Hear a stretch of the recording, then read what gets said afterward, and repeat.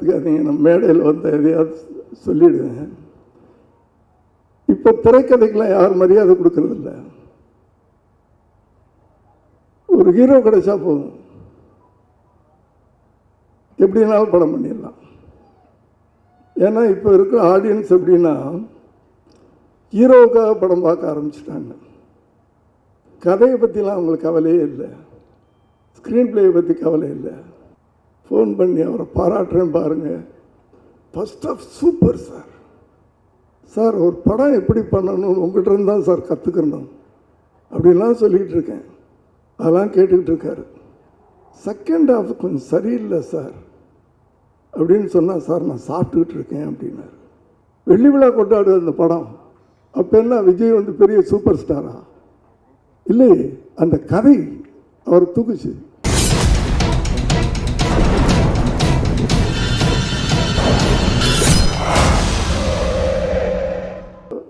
ஒன்றரை வருஷத்துக்கு மேலே இருக்குன்னு நினைக்கிறேன்.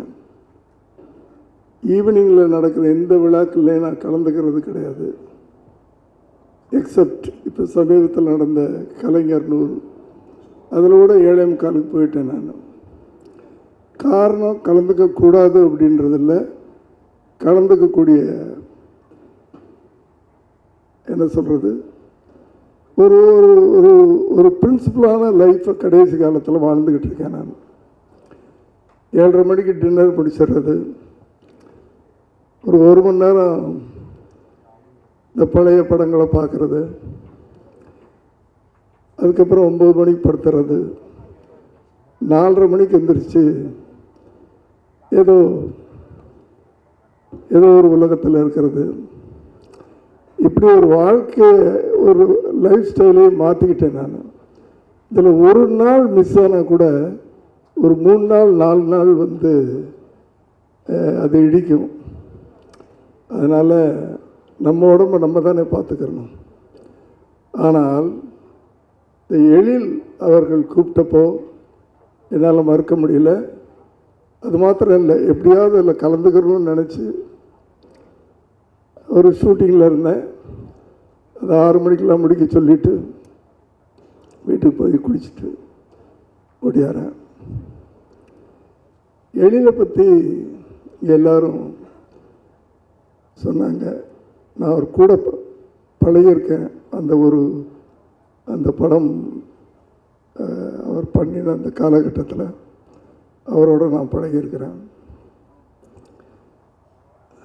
அப்போ இருந்து இப்போ வரைக்கும் ஒரே மாதிரி வெற்றியிலும் சரி, கொஞ்சம் தோல்விப்பட்ட காலங்களிலும் சரி, மறுபடியும் வெற்றி கொடுத்த காலங்களிலும் சரி, ஒரே மாதிரி பழகக்கூடிய ஒரு நல்ல இதயமுள்ள ஒரு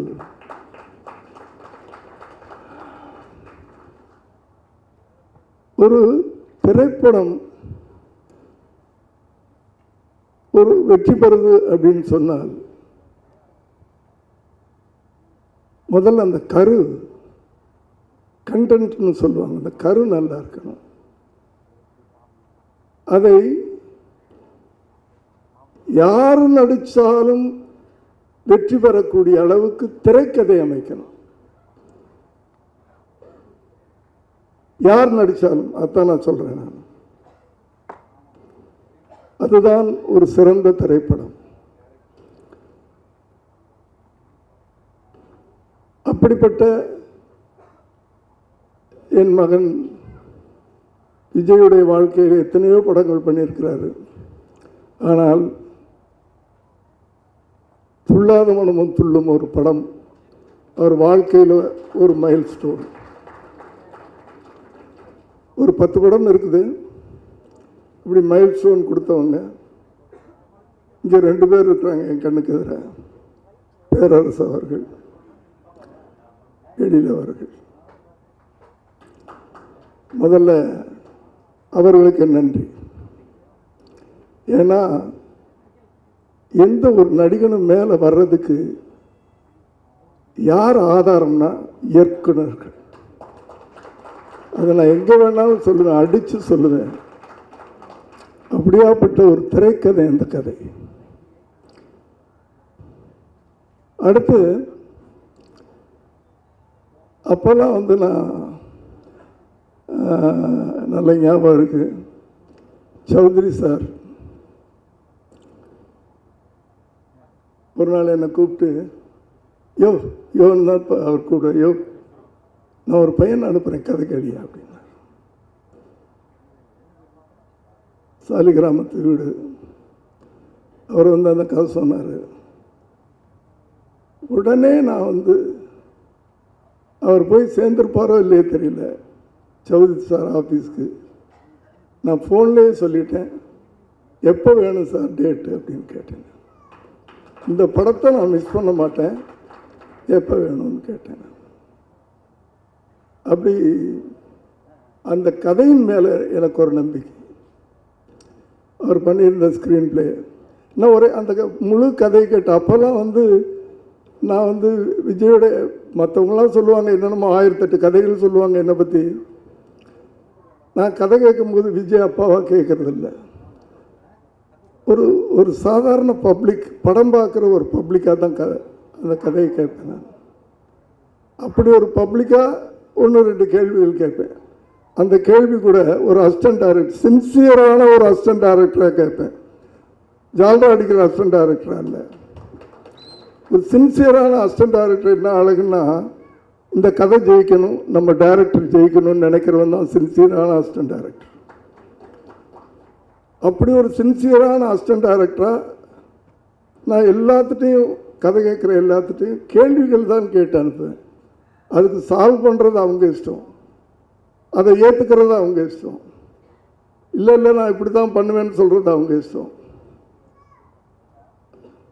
அப்படி அதையெல்லாம் வந்து ரொம்ப ஈஸியாக எடுத்துக்கிட்டு படம் பார்க்கும்போது, இந்த கேள்வியெல்லாம் கேட்டோமே படத்தில் இல்லையே, அப்போ அதை உள்வாங்கியிருக்காருன்னு அர்த்தம்.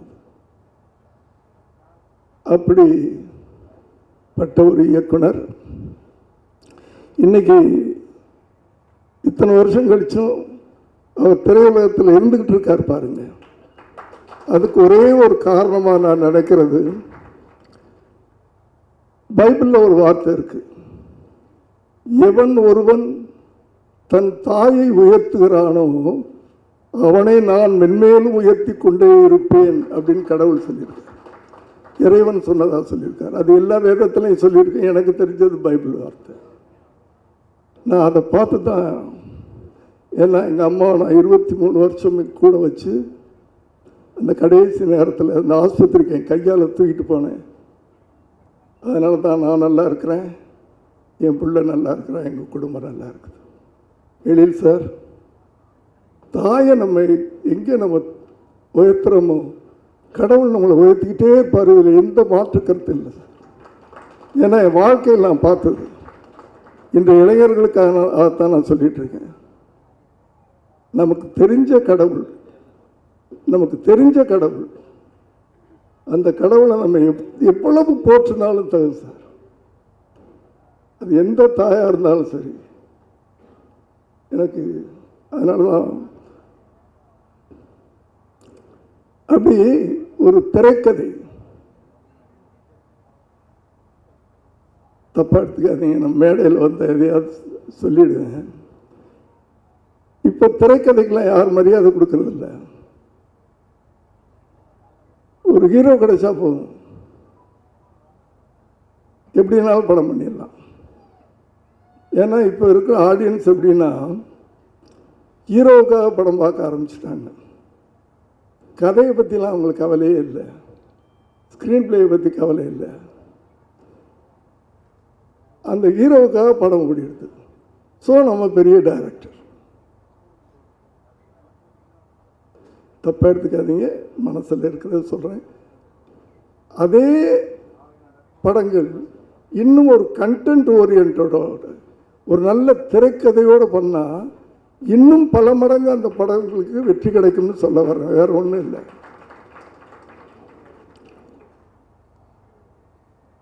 சமீபத்தில் ஒரு படம் பார்த்துட்டு ஃபோன் பண்ணி அவரை பாராட்டுறேன் பாருங்க, first off super sir, sir ஒரு படம் எப்படி பண்ணணும் உங்கள்கிட்ட இருந்து தான் சார் கற்றுக்கணும் அப்படின்லாம் சொல்லிகிட்டு இருக்கேன். அதெல்லாம் கேட்டுக்கிட்டு இருக்காரு. செகண்ட் ஹாஃப் கொஞ்சம் சரியில்லை சார் அப்படின்னு சொன்னால், சார் நான் சாப்பிட்டுக்கிட்டு இருக்கேன் அப்படின்னாரு. அது வரைக்கும் கேட்டுட்டு இருந்தவர் நான் சாப்பிட்டுட்டு இருக்கேன்னு சொல்லலை, செகண்ட் ஹாஃப் ஒரு மாதிரி இருக்குது சார், இவ்வளோக்கு 5 நாளைக்கு முன்னாலே அந்த ஃபஸ்ட் காப்பி பார்க்குறேன் சார். இப்படி இந்த மதங்களில் இந்த நம்பிக்கையெல்லாம் கிடையாது சார். அதுவும் ஒரு தகப்பனே வந்து தான் பிள்ளைய வந்து இது பண்ணுறதெல்லாம் சார் நான் சாப்பிட்டுட்டு இருக்கேன் அப்புறமா கூப்பிட்றேன் சார் அப்படின்னு கட் பண்ணிட்டார். அப்புறம் கூப்பிடவே இல்லை. ஆனால் படம் ரிலீஸ்க்கு பிறகு எல்லாரும் வச்சு செஞ்சாங்க. எதுக்கு சொல்கிறேன்னா, இந்த நம்ம சொல்கிறத ஃபீட்பேக் அவங்க எடுத்துக்கிட்டு அதை மாற்றி இருக்கலாம். அதுக்கு டைம் இருக்குது, 5 நாள் டைம் இருக்குது. அத்தனை விமர்சனங்களும் நான் சொன்னதை சொல்லியது அந்த படத்தில். அதுக்கு சொல்ல வந்தேன் நான். அவங்களுக்கெல்லாம் இந்த விமர்சனங்களை தாங்கிக்கிற தைரியம் இல்லை, பக்குவம் இல்லை. இதே நான் இன்னொரு பெரிய இயக்குனர் ஒரு கதை சொல்கிறாரு. கதை சொல்லி முடித்த உடனே அவரை எந்திரிச்சு கட்டி பிடிச்சிக்கிட்டேன் நான். இங்கே வந்திருக்காரா? துப்பாக்கி டைரக்டர். கட்டி பிடிச்சிக்கிட்டேன் நான். ஆனால் கடைசியில் அதே மாதிரி ஒரு அசிஸ்டன்ட் டைரக்டராக ஒரு கேள்வி கேட்டேன். சார் கேட்கலாமா அப்படின்னு கேட்டேன். கேளுங்க சார் அப்படின்னா. இந்த படமே வந்து ஸ்லீப்பர் செல்ஸ் அப்படின்னு சொல்லி படம் பண்ணுறீங்க. எனக்கு தெரியும் சார் ஸ்லீப்பர் செல்ஸ்னால் யாருன்னு, பப்ளிக்கு தெரியுமா அப்படின்னு கேட்டேன். கேட்டுட்டு விட்டுட்டேன் அதோட.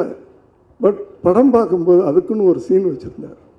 செகண்ட் ஹாஃபில் அந்த ராஜீவ் காந்தியுடைய கொலை வழக்கை விசாரித்த ஐஎஸ் ஆஃபீஸர், அவரை வச்சு ஒரு படம் பண்ணியிருந்தார். ஓஹோ, இவ்வளோ பெரிய டைரக்டர் கூட நம்ம சொன்னதை மைண்டில் வச்சுக்கிட்டு எனக்கு பதில் சொல்லாமல் திரைப்படத்தில் பதில் சொல்லியிருக்காரு. அவருடைய பக்குவம் அது, அவருடைய பக்குவம். அதனால தான் இன்றைக்கு வரைக்கும் ஜெயிச்சுக்கிட்டே இருக்கார். அதை போல் வருகின்ற இளைஞர்களுக்கு இந்த இடத்துல நான் சொல்கிறதுக்கு எனக்கு வந்து தகுதி இருக்குன்ற நம்பிக்கையில் நான் சொல்கிறேன். ஒரு அப்பன் ஸ்தானத்தில் இல்லை ஒரு அண்ணன் ஸ்தானத்தில் வருகின்ற இளைஞர்கள் வந்து ஒரு கண்டென்ட்டோட வாங்க. அடுத்தது உங்களுக்கு ஒரு பொறுப்புணர்ச்சி இருக்குது. ஒரு பொறுப்புணர்வுன்னு சொல்கிறோம்ல, அந்த காலத்தில் ஒரு ரைட்டர் இருந்தார், திரைக்கதை ஒருத்தர் எழுதுவார், டைரக்டர் ஒருத்தர். இப்போ எல்லாமே நம்ம பண்ணுறோம். இப்போது ஒரு எழுத்தாளன், ஒரு இயக்குனர்னா ஒரு நல்ல கண்டென்ட் போய் சேரணும். அந்த காலத்தில் ஒரு 10 தலையை வெட்டுறவனை வில்லன்னு சொல்லுவோம். இன்னைக்கு அதே காரியத்தை ஹீரோ பண்ண வைக்கிறீங்க. இது எப்படின்னு எனக்கு புரியல. இதை நம்ம கொண்டாடுறோம். இது எப்படி சினிமான்னு ஏற்றுக்கிறோம் நம்ம? என்ன மெசேஜ் இளைஞர்களுக்கு சொல்கிற? நீயும் கத்தி எடுத்துகிட்டு 10 பேர் வெட்டுனா? ஏன்னா இன்னைக்கு என்ற இளைஞர்கள்லாம் எப்படின்னா, ஹீரோ எந்த மாதிரி சட்டை போட்டுக்கிறாரோ அந்த மாதிரி சட்டை வாங்கிக்கிறாங்க, எந்த மாதிரி ஹேர் ஸ்டைல் வச்சுக்கிறாரோ அந்த மாதிரி ஹேர் ஸ்டைல் வச்சுக்கிறாங்க. ஹீரோ ஃபாலோ பண்ணுறாங்க. அதனால் தயவுசெய்து உங்கள் காலை தொட்டு கொண்டு கேட்டுக்கிறாங்க, நல்ல விஷயங்களை படங்களில் சொல்லுங்க. ஏதாவது நல்ல மெசேஜ் இருக்கட்டும். 2.5 மணி நேரம் படம் பண்ணுறோம், 3 மணி நேரம் படம் பண்ணுறீங்க. 3 நிமிஷம் நல்ல விஷயத்தை சொல்லுங்கள் தயவு பண்ணி ப்ளீஸ். இது வந்து வேறு எந்த எண்ணத்துலையும் சொல்லலை. ஏன்னா எழிலை பற்றி சொல்லும்போது நான் ஒரே ஒரு கேள்வி கேட்டிருக்கேன், அவருக்கு ஞாபகம் இருக்குன்னு நினைக்கிறேன். என்ன கேள்வின்னா, அந்த கேள்விக்கு படத்தில் பதில் சொன்னார், துல்லாத மனம் துள்ளும்ல. அந்த பக்குவம் தான் வெள்ளி விழா கொண்டாடுற அந்த படம். அப்போ என்ன விஜய் வந்து பெரிய சூப்பர் ஸ்டாரா? இல்லையே, அந்த கதை அவர் தூக்குச்சு. இன்னும் சொல்லப்போனால் அந்த படத்துக்கு பிறகுதான் கேரளாவில் விஜய்க்கு ஃபேன்ஸ் அதிகமானாங்க. நான் உண்மைகளை வந்து ஒத்துக்கிறதுல எந்த இடத்துலையும் நான் தயங்க மாட்டேன். நான் அப்படி ஒவ்வொரு இயக்குநர்களாக வந்து நல்ல திரைக்கதை, அந்த திரைக்கதை அந்த படத்தில் யார் நடித்திருந்தாலும் அது சில்வர் ஜூபிலி ஓடி இருக்கும். அடித்து சொல்லுவேன் நான். இதை வந்து மீடியாவை எப்படி எழுதினாலும் எனக்கு கவலை இல்லை. அதுக்குன்னு ஒரு கதையை சொல்லி எழுதுனாங்க, ஏன்னா அவங்களுக்கு அதுக்கு அப்படி ஒன்று எழுதுனா தானே வியூஸ் கிடைக்கும். அதாவது கதை தான் அவ்வளோ வலுன்னு சொல்கிறேன். இயக்குனர்கள் தான் ஒரு களிமண்ணை கூட ஒரு அழகான சிலையாக மாற்றக்கூடிய சக்தி இயக்குனர்களுக்குத்தான் அப்படின்றது மீண்டும் மீண்டும் நான் சொல்கிறேன். அந்த இயக்குனர்களையும் நான் திரும்ப கேட்டுக்கிறேன். அதுக்காகத்தான் கேட்டுக்கிறேன். உங்கள் கையில் இருக்குது. உங்கள் கையில் ஒவ்வொரு ஹீரோவும் கிடைக்கும்போது உருவாக்குற கடமை உங்கள்கிட்ட இருக்குது. அதே நேரத்தில் சமுதாயத்தின் மீது ஒரு பொறுப்புணர்ச்சி இருக்குது. அந்த பொறுப்புணர்ச்சி ஒரு ஹீரோ என்னென்ன பண்ணலாம் படத்தில். எம்ஜிஆருடைய தனி வாழ்க்கை யாருக்கும் தெரியாது. ஆனால் சினிமாவில் ஏதாவது ஒரு காட்சியில் அவர் தண்ணி அடித்து பார்த்துருக்கீங்களா? நான் சொல்கிறது ட்ரிங்க்ஸு, தண்ணின்னா வேறு எதுன்னு. மதம் அருந்தி பார்த்துருக்குறீங்களா ஒரு படத்துலையாவது? ஏன் அதை பண்ணலை? அவரை ஃபாலோ பண்ணுறதுக்கு கோடானு கோடி தமிழர்கள் இருந்தாங்க, இளைஞர்கள் இருந்தாங்க. ஆகவே இதையெல்லாம் நீங்கள் எழுத்தாளர்கள், நீங்கள் தான் ஸ்க்ரீன் பிளே பண்ணுறீங்க, நீங்கள் தான் டைரக்ட் பண்ணுறீங்க. தயவு செய்து இளைஞர்களை உருவாக்குகின்ற ஒரு சமூகத்தின் மீது அக்கறை உள்ள, மக்களின் மீது அன்பு கொள்ளக்கூடிய ஒரு இளைஞர்களை உருவாக்கணும்னா நீங்கள் இந்த ஹீரோக்களை அப்படி உருவாக்கணும். எங்கேயோ போயிட்டேன், சாரி. எழில் அவர்கள் இந்த படமும் ஒரு துள்ளாத மொழி. ஏன்னா இடையில் நிறையா அவர் ஹியூமருக்கு வந்தார். ஹியூமர் தான் அப்படின்றது எனக்கு அது ஹியூமராக இருக்கட்டும், சென்டிமெண்ட்டாக இருக்கட்டும், அது ஆக்ஷனாக இருக்கட்டும், எதுவாக இருந்தாலும் ஒழுங்கான ஸ்க்ரீன் பிளே பண்ணால் அந்த படம் ஜெயிக்கும். காமெடி தான் ஜெயிக்கும், சென்டிமெண்ட் தான் ஜெயிக்கும், அதெல்லாம் எனக்கு தெரியாது. நீ அந்த 2.5 மணி நேரம் ஆடியன்ஸை அங்கேயும் இங்கேயும் திரும்ப விடாமல் நீ ஸ்க்ரீன் பிளே இருந்ததுனால் இன்றைக்கி எத்தனை படங்கள் சின்ன படங்கள் சமீபத்தில் அப்படி அதில் என்ன பெரிய ஸ்டார் இருந்தாங்களா? அதனால் திரைக்கதை தான். இன்றைக்கி எதை நம்பி ஒரு படம் எடுக்கிறாரு? ஒரு பெரிய ஸ்டார் இல்லை இருந்தாலும் ஒரு நல்ல நடிகரை வச்சு படம் எடுக்கிறார். விமல் அவர்கள், அது சொல்ல மறந்துட்டேன். விமல் அவர்கள் ஆரம்பகால படங்கள்லாம் நல்ல படங்கள் பண்ணிக்கிட்டு இருந்தார். இடையில அது சினிமா அப்படி தான் மேலே கீழே. சமீபத்தில் ஓடிடியில் ஒரு படம் பார்த்தேன், விலங்கு வெப் சீரிஸ் பார்த்தேன். என்னடா இவ்வளோ பெரிய நடிகனை சினிமா விட்டு வச்சுருக்கேன், எப்படா அந்த நடிகனை விட்டாங்க அவங்க? இவ்வளவு இயற்கையா, இவ்வளவு சாதாரணமாக ஒரு கதை எழுத்துட்டு போகிறாரு. இவ்வளோ பெரிய நடிகனை நானே ஏண்டா விட்டு வச்சேன் இத்தனை வருஷமா அப்படின்னு நான் ஃபீல் பண்ணேன். அப்படி ஒரு நல்ல நடிகனை வச்சு படம் பண்ணியிருக்கிறீங்க. நிச்சயமாக அந்த படம் உங்களுக்கும் சரி, அதில் சம்பந்தப்பட்ட அனைவருக்கும் சரி, ஒரு பெரிய வெற்றியை கொடுக்க வேண்டும் என்று எல்லாம் வல்ல இறைவனை வேண்டி விரும்பி கேட்டுக்கொள்கிறேன். நன்றி, வணக்கம். கொஞ்சம் டைம் எடுத்துக்கிட்டேன், ஐ ஆம் சாரி.